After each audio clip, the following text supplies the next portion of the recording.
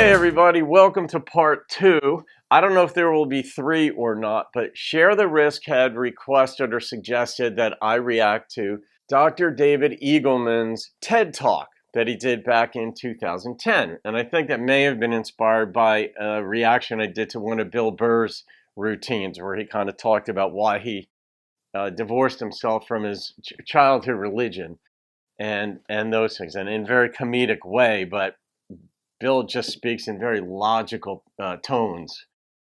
But anyway, this is part 2 of that. I did part 1, and of course I have a lot of thoughts on this, and just as a precursor to, I really like David's or Dr. Eagleman's style. I like the way he processes knowledge. I like the way he presents it to people. There's nothing pompous. There's nothing pedantic. He's a bright guy. He's an erudite guy, learned. Anyway, so we're going to continue now with and see how far I get in this one as far as what his thoughts are.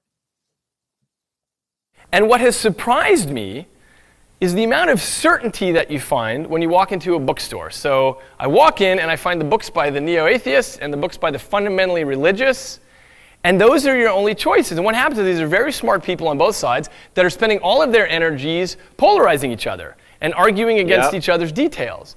And I feel like there should be another voice in there somewhere, because in fact, if you imagine the space of possibilities, it's enormous, right? I mean, you've got all sorts of possibilities for what might be going on. So imagine this space, and take the Judeo-Christian Islamic tradition.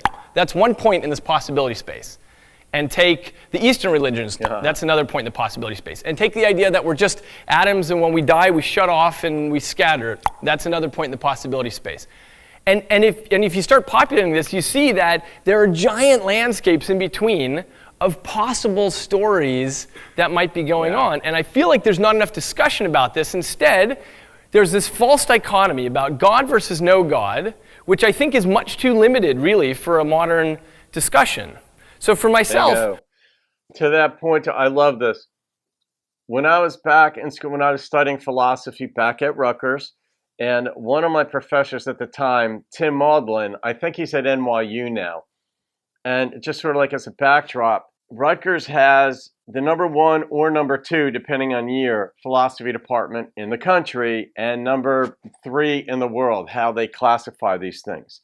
So it wasn't lightweight stuff. Philosophy itself isn't lightweight, but these were very demanding professors.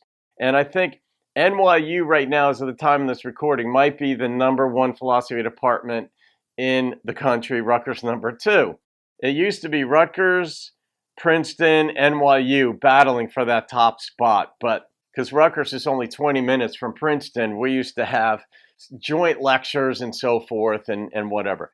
But Tim Maudlin, philosophy of science. And back then when I was in Rutgers at the time, I was into Christianity because I was dating a very beautiful girl who later became my wife, who later became my ex-wife. But after class, I went up to him. I said, look, the content you're presenting in class so far kind of rubs up squarely against what I've been taught. How do you want me to handle this? Because it's kind of problematic for me. And he said, well, I think that the evidence for evolution is overwhelming. He said, but some of the deepest thoughts in philosophy come from religion. And I just was astounded. I see that as a remarkably honest, kind, insightful, outside the pale response, because he didn't agree with my religionist perspective. But he's an atheist, right? So he's opposite me, but he loved the discussion. So he told me, he said, look, if you can present your thoughts in class in like a rational, understandable way, not overly confrontational, but just present them as part of ideas that we can discuss, bring them to class.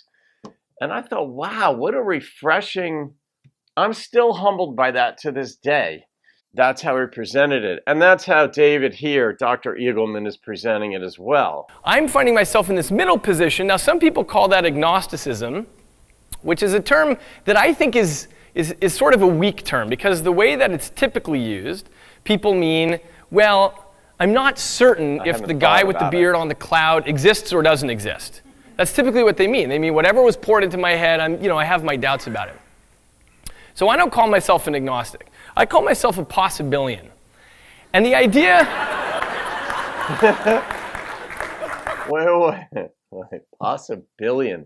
How does he spell that? Is it billion, B-I-L-I-O-N? Like there are a billion possibilities? Possibilian. It's like an amphibian. The idea with possibilianism is an active exploration poured into my head. I have my doubts about it. So I don't call myself an agnostic. I call myself a possibilian. And the idea... That's really good. If he came up with that, whoever did. The idea with possibilianism is an active exploration of this giant space, trying to make up new narratives and figure out new stories rather than getting caught in this false dichotomy. So possibilianism is now 1 year old. It's his religion. And I first announced it in a live interview on NPR a year ago, and I defined it and talked about it. And I left the studio, and I got in my truck, and I drove back to my laboratory at Baylor College of Medicine. And I settled in for a day's work. And I opened my inbox, and I had hundreds of emails from people saying, hey, I think I'm a possibilian too. Oh, Ron Hubbard, here we come. Oh, Ron Eagleman. So I Googled the word, and it turned out that it didn't exist. There were 0 hits. So I did what anybody would do. I bought possibilian.com. And then, this is how religion starts. And then I waited and watched to see what happened. Well, what happened was amazing. What happened was Facebook groups started. It went all over the blogosphere. There were articles published by the New York Times and MSNBC. The Uganda Sunday Times just published a huge article on possibilianism. It's gone all over the world. Also, there's like in Unitarian, Trinitarian debates back in the earlier church. You had Sabellianism and all these isms, of course. That's the big deal. Everything's an ism, but possibilianism. Oh, this is good. Possibilian.com. You now Google, there are 10,000 hits, and it's really caught on in some way. It's really caught fire. Now, one thing I noticed, on the radio I said possibilian, but people misheard or misremembered, so other groups started popping up too. They call themselves possibilitarians or probabilians, and they spelled it any way you could imagine. And I thought, you know what, that's perfect. That's right in the possibilian spirit. Spell it any way you want to. So the thing I started wondering about is, why? Why has this caught on as a worldwide movement? Because keep in mind, it's a joke movement, right? We specifically don't subscribe to anything, so why is this catching on? And I think it's because maybe people are getting a little bit tired of the debates between Dawkins and the Discovery Institute. Yeah. Maybe people are getting a little bit tired of the certainty that is proposed about topics that one can't possibly be certain on. So Voltaire said, doubt is an uncomfortable position, but certainty is an absurd position. Yeah. So I think that maybe it's the time when there's just the right groundswell for this sort of idea. Now I want to clarify a couple of points about possibilianism. Sometimes when I talk about this, people will say, hey, that's terrific that possibilianism is about anything goes. And I'm so glad that you're a possibilian, because then you get what I'm talking about. No, because there's got to be a logical basis. I mean, logic underpins everything, and I know mathematicians might get upset with this, but math is a subset of logic.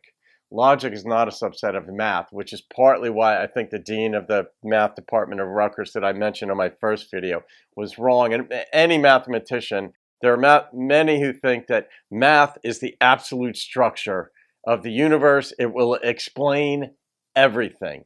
It's sort of like physicists on steroids is that view, because physicists, the reductionist viewpoint that everything is reduced to physical properties, and the universe, the principles in the universe are essentially static in the sense that, well, they're uniform throughout the universe. So physicists don't like that. But the logician says, because if you're going to have 2 plus 2 equals 4, that equal sign has a basis in logic.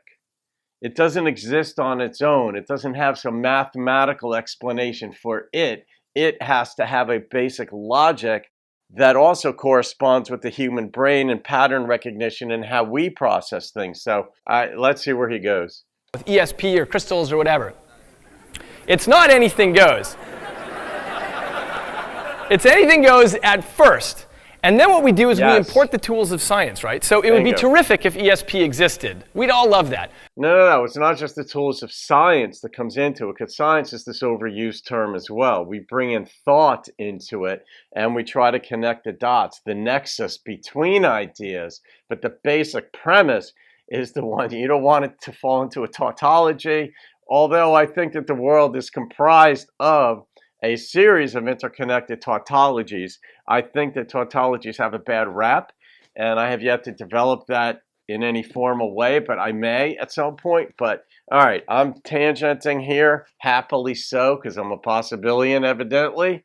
But I'm a probabilian. I think logic may be an absolutist in the sense that logic underpins everything, and then is built on top of that. It's the substructure to everything we have. But to the extent that we're currently able to do it, we've tested these sorts of things and can't find any evidence to weigh in favor of it. So possibilianism, you can actually take the tools of science and rigorously try to rule out parts of the possibility space, as well as open up new parts of the possibility space.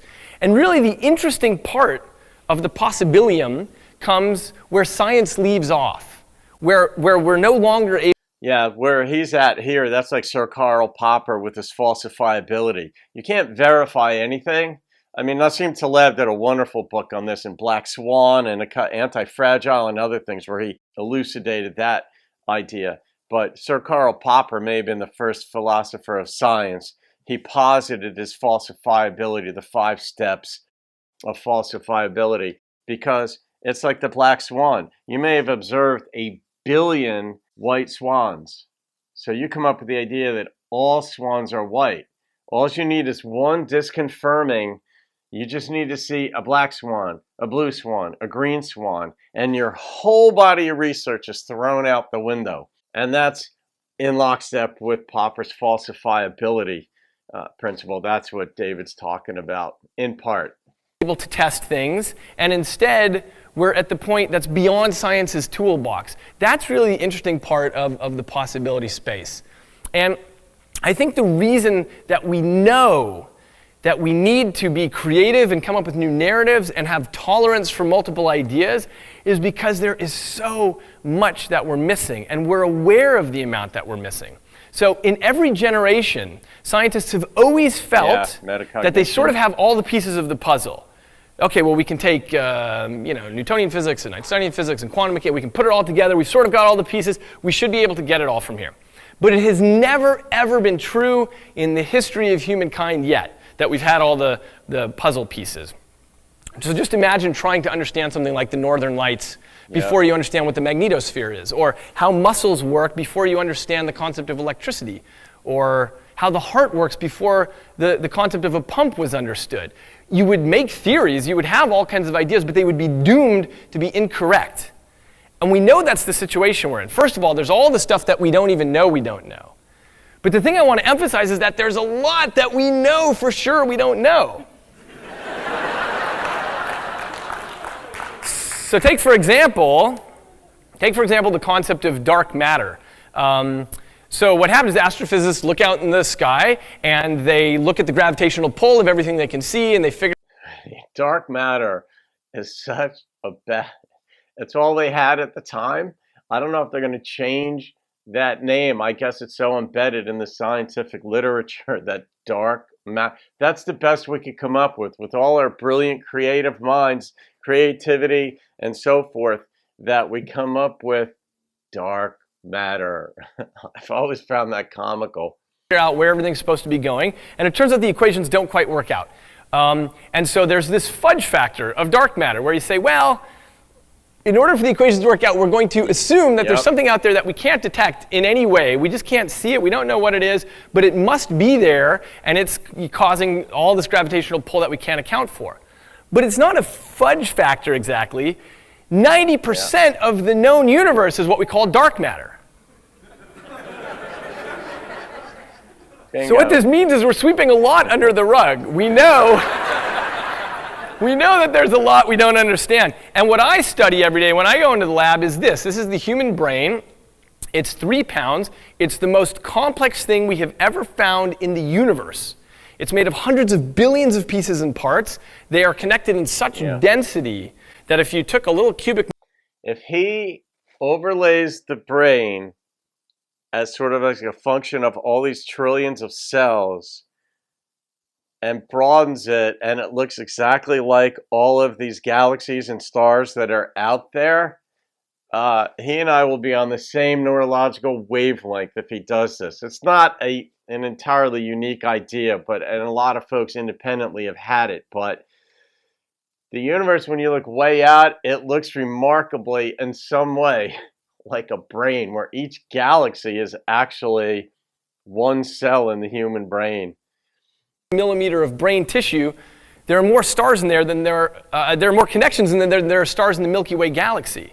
So it's an incredibly complex system, and yet somehow this wet biological network is you. It's all your hopes and aspirations and dreams, every piece of love you've ever felt, hunger, joy, everything. This is you. And the reason we know this is because if you lose a part of your pinky, you're no different, right? But if you lose a piece of brain tissue of that size, you're a completely different person. It changes you. It changes your conscious state. It changes who you are.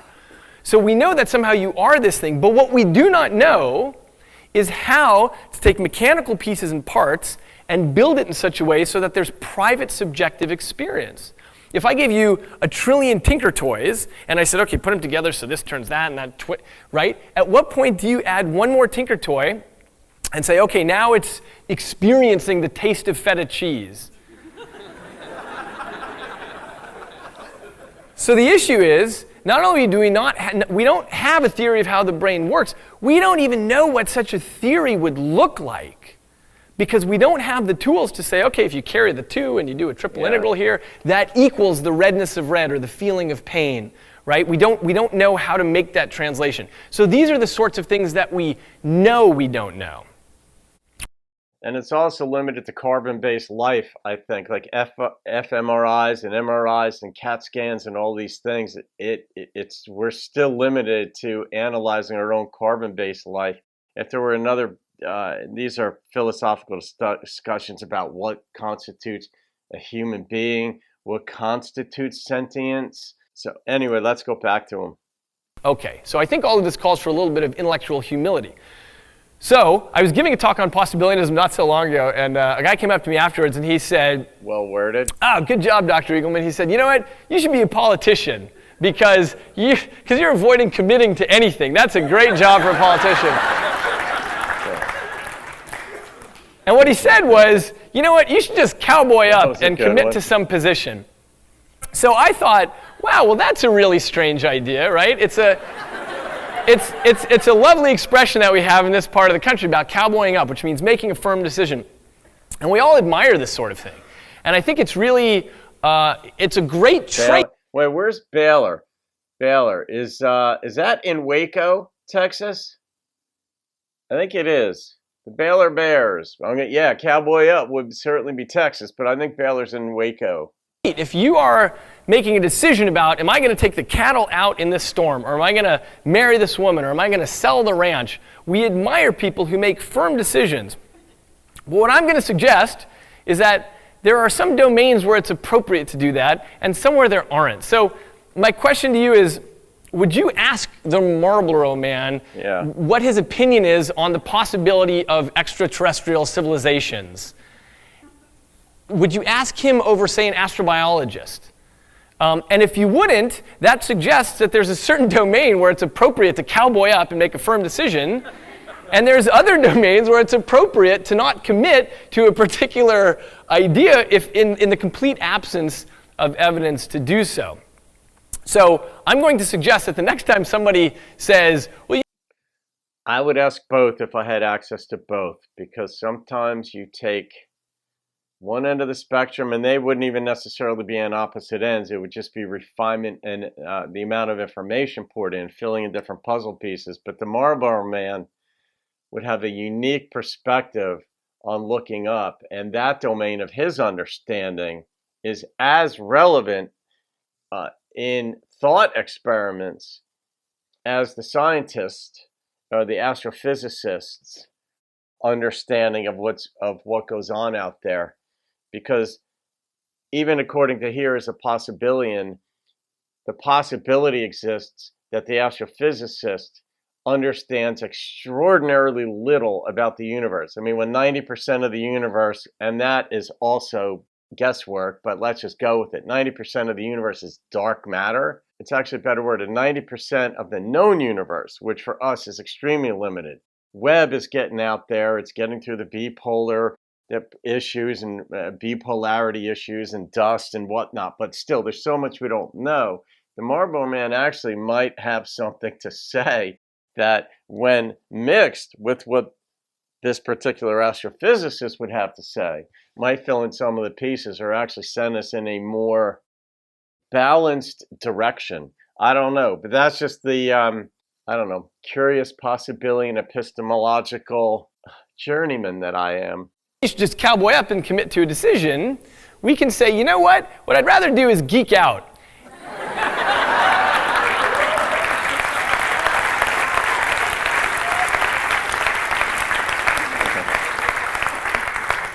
And the idea with geeking out is I'm going to be creative and come up with new narratives. I'm going to be comfortable holding multiple possibilities in mind. And if you're going to geek out, you should feel free to cite the gospel of science, to tell the 3 words that are the most important 3 words that science ever gave to humankind. All right, the 3 words that science ever gave. Predictability's got to be one of them. He might even come up with falsifiability. I don't know, but that was more of a philosopher of science. It wouldn't be verifiability. Let's see. Oh, there you go. All right. I love this. So my message to you is to go back out in the world today and be comfortable with the idea of holding multiple hypotheses in mind. And this is not just a plea for simple open-mindedness. It's actually a plea for an active exploration of new parts of the possibility space. Because I think this is really important for our educational systems, for our children, and for our legislation. And it's even important for our future of warfare against other peoples of arbitrary deities and cultures against whom we have historically been willing to take up arms, right? So my plea is to leave this auditorium today and go back into this strange, mysterious world that we're in and try to lead a life that is free from dogma and full of awe and wonder, and to celebrate possibility and to praise uncertainty. Thank you very much. Okay, so one of the possibilities he's got to leave open is that you might also be right on a given thing. And that's a challenge, but not so right that you're a jackass to other people. And I like that, though. I might be wrong. I believe God raised Jesus from the dead. I might be wrong if some other information comes my way. My hardcore atheism, there is no God. I might be wrong in that. And so open up the possibilities. But that does bring out, Tim Malden, now that I think of it. Professor Tim Malden, back when I was at Rutgers, and he was philosophy of science, and I loved that class.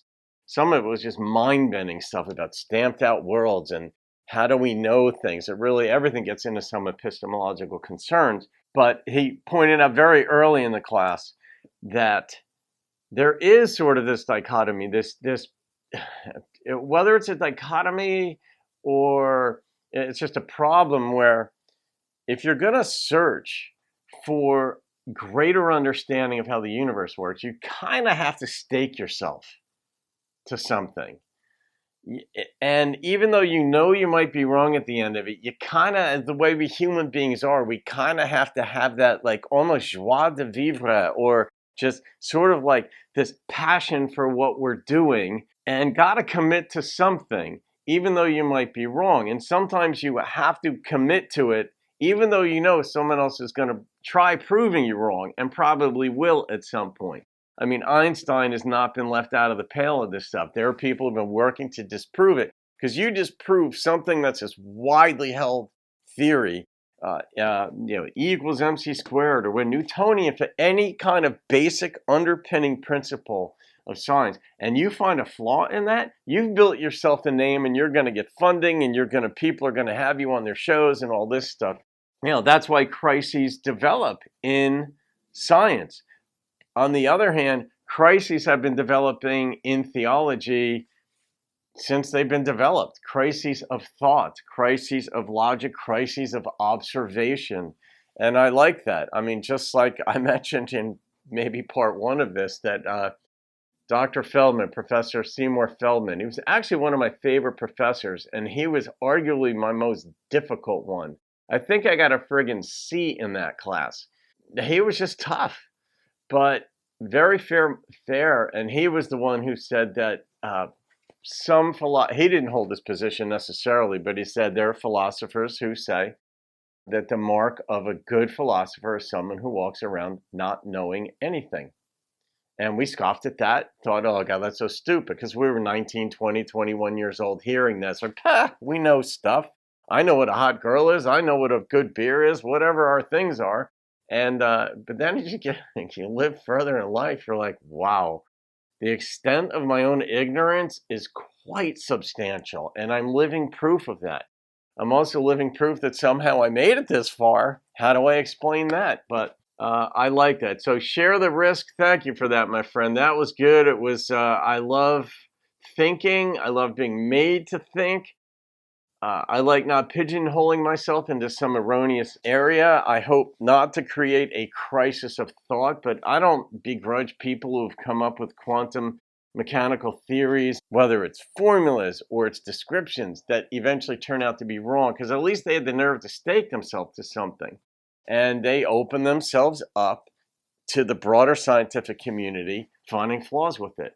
And when a flaw is found in your idea, be like, all right, it's me, oh Lord, I screwed up. I got it wrong. Or it's me, oh Dawkins, I got it wrong. So that's it. Folks, leave your comments. I hope you had some fun. He's very good. I really like his disposition. And if he were to go into politics, I would not want him in politics simply because he's too good a dude.